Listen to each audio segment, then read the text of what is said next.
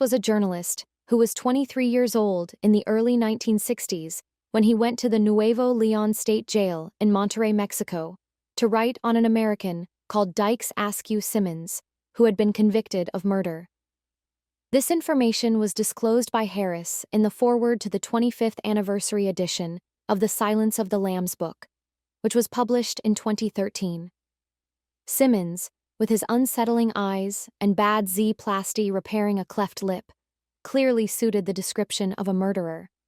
Yet, Harris found himself more captivated by the physician who had treated the American after he had survived a failed attempt to escape from jail. When Harris first saw Dr. Salazar at the medical office of the correctional facility, he referred to him as a small, lithe man with dark red hair and said that he had a certain elegance about him.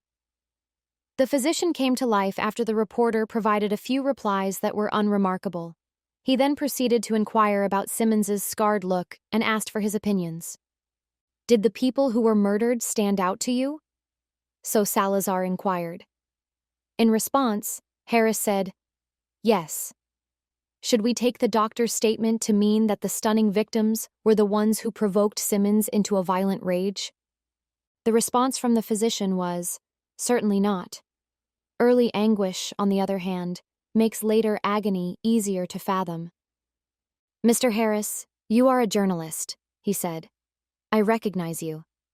How would you go about writing it down in your journal? When writing in journalese, how do you deal with the dread of agony? If you had to remark anything witty about the suffering, would you say something like, 'It puts the hell in hello'?" Later on that day, Harris was taken aback when he discovered that Dr. Salazar was not, according to his first assumption, a prison staff, but rather a convicted individual who was facing a long sentence in jail. It was the warden who informed him that the physician was a killer. Because he was a surgeon, he was able to wrap his victim in a box that was astonishingly tiny. He is not going to leave this location, ever. He is really mad.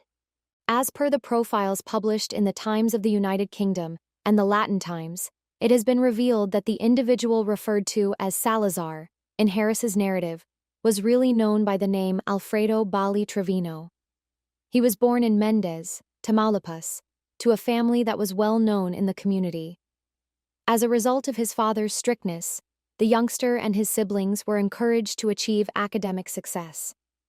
When Bali Trevino was a medical intern in 1959, he found himself in a disagreement with his sweetheart, Jesus Castillo Rangel.